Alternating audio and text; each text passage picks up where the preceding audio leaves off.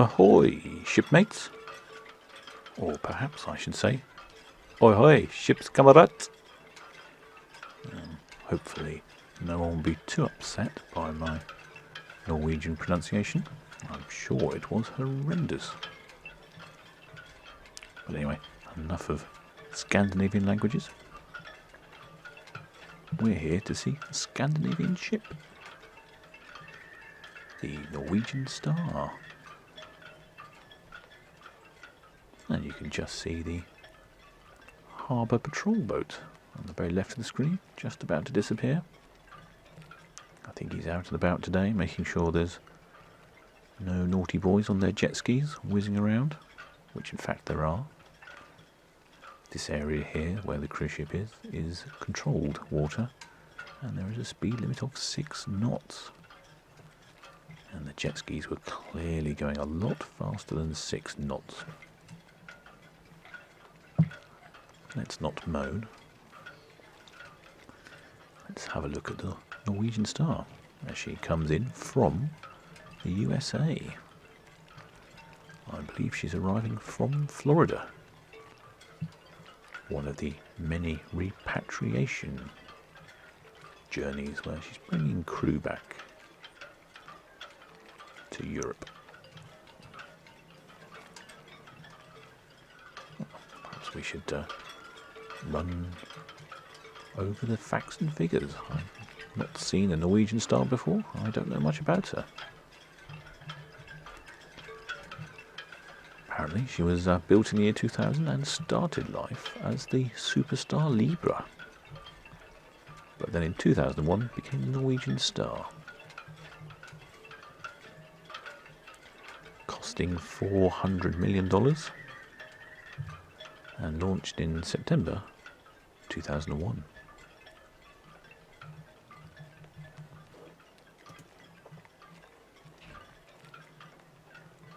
Weighing in at 91,000 gross tons,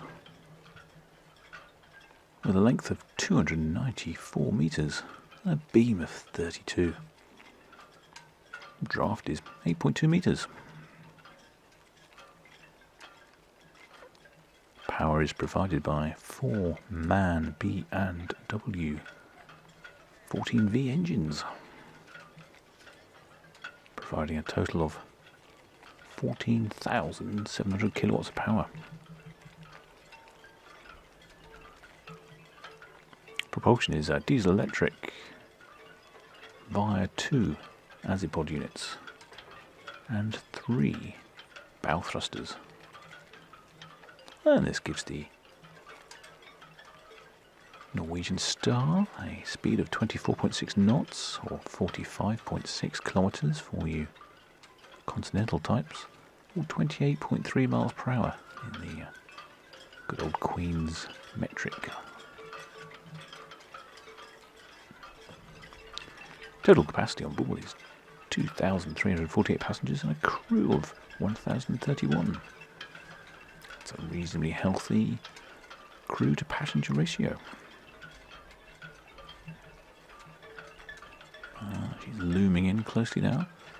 As you can see, there's a number of snazzy graphics on the bow, going down the sides. Does look a lot like, to me, a pair of lips. Maybe that's just me. Time for a photo.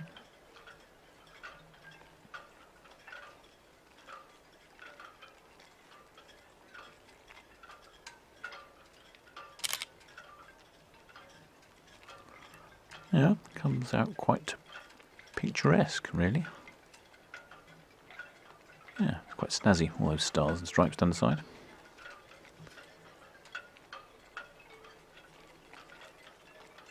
But I have noticed something on the very bow of the ship. Look at that. There's the radar right on the bow. I've never seen that before. And it looks like 2 hot tubs. Now, do you think that's boys' hot tubs and girls' hot tubs? Or is that one for officers and one for juniors? Who knows? Intrigued? Anyway,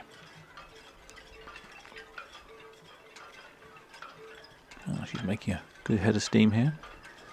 I think I'm going to have a look around at the bow, see if I can do something with these smiley lips.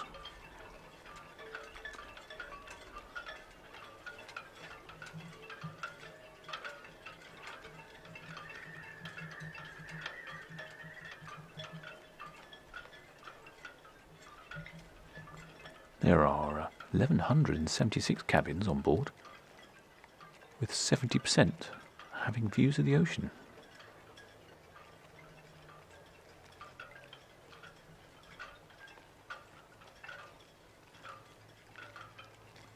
There are some suites situated on the top of the ship that come complete with a private garden and sun deck.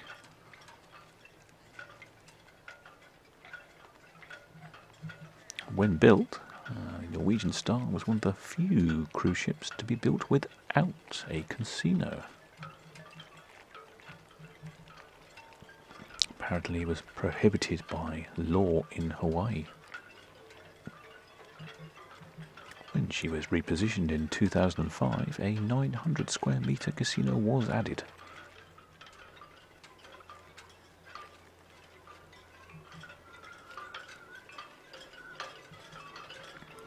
Originally designed for the Singapore Asian market, the interior decorations had to be changed when she was moved to a different area. Oh, look at that. Not too bad, but I have no idea. I shall try something. What do you think? Better? Worse? Over the top?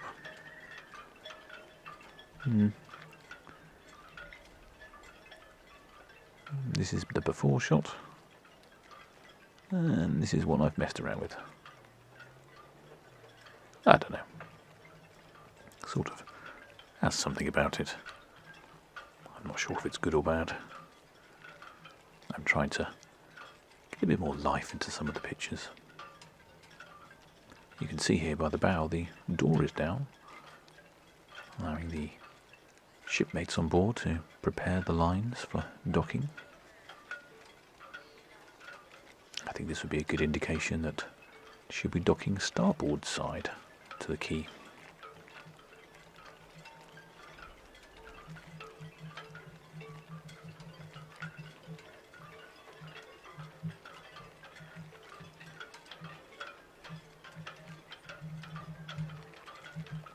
This ship uses azipod drives for propulsion.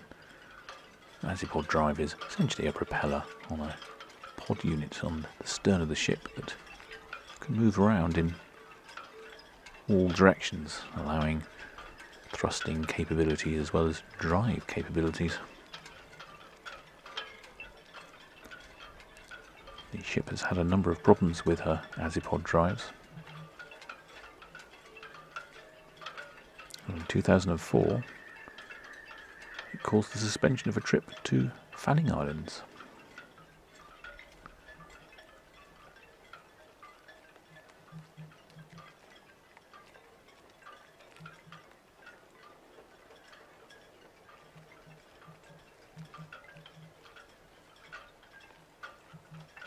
The azipod drives also failed in 2017 off the coast of Victoria in Australia, requiring the vessel to be towed to Melbourne. You can see there's still a few ships in the port of Southampton at the moment. At the very far end is a pink container ship. Well, technically it's not pink, it's magenta, but it looks pink. It's the One Apus. I'm really quite interested to film one of the pink container ships, but they tend to come in and out at night, and it's rather too dark to film at night, and also you can't tell it's pink, so slightly annoying. The other two ships that are in dock at the moment are the Marilla Celebration, which is just in front. It looks like the Norwegian Star is about to crash into it, but it's not. And then in front of them, Morella's celebration is the Silver Spirit.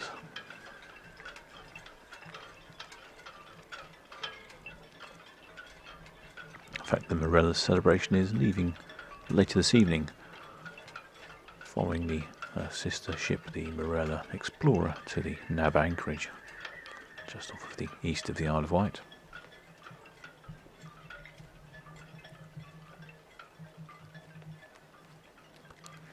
In September 2012, strong winds in the Bermuda, where the Norwegian Star was docked, caused the moorings to break, and the ship moved and hit the stern of the Royal Caribbean's Explorer of the Seas. Quite an embarrassment, I would say, for any shipmate. And in August of 2018, a British woman fell off the Norwegian Star in the Adriatic Sea, about 95 kilometres off the coast of Croatia. She spent 10 hours in the water before she was rescued by a Croatian rescue ship. After examining CCTV footage, investigators found that she had jumped overboard intentionally. Not sure I'd want to be jumping off a cruise ship in the Adriatic and floating around for 10 hours. Sounds most unpleasant.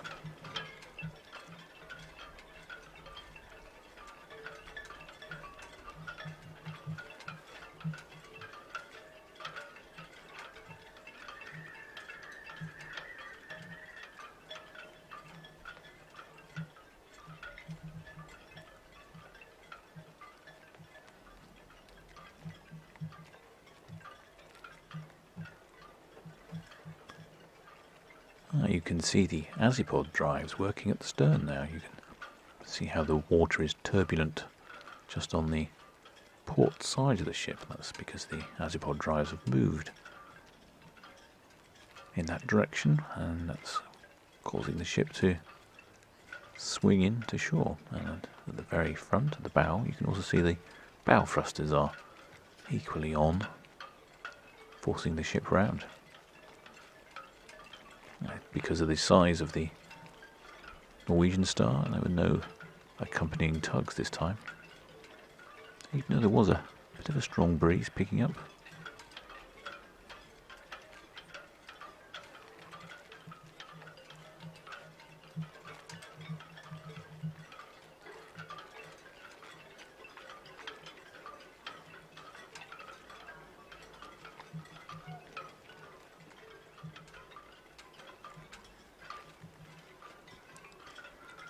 The beam of the ship is 32.2 metres, which is significant, as this nears the limits of the width of a ship to travel through the Panama Canal. This is a very important factor, although the Panama Canal has been widened since the Norwegian Star was first constructed. But even so, that's defined the width of the ship. In fact, I think there is some particularly wonderful photographs of the Norwegian Star coming through the Panama Canal, which is a sight to behold. Perhaps one day this old sea dog can get out to Panama and take a cruise through the canal.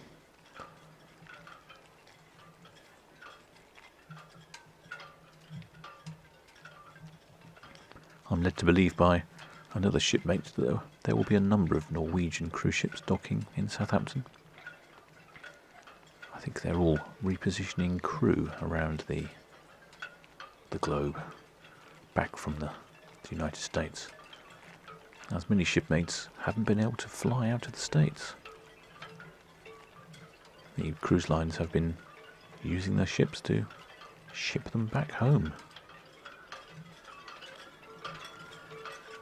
Norwegian Lines has made some noises about restarting cruises in July, August.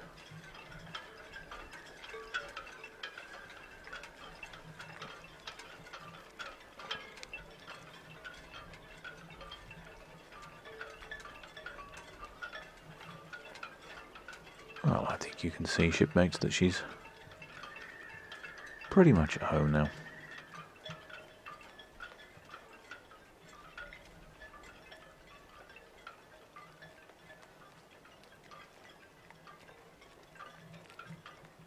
Well, I hope the weather conditions will be better tomorrow. In fact, I'm just checking the forecast, and they're going to be much better for the rest of this week. Hoping perhaps I can catch a magenta container ship. I know that's not to everyone's liking, but I do like a container ship.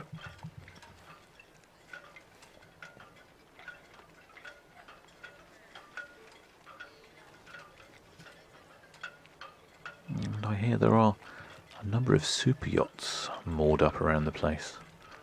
So I may have to go and spy on some super yachts. But until next time, shipmates,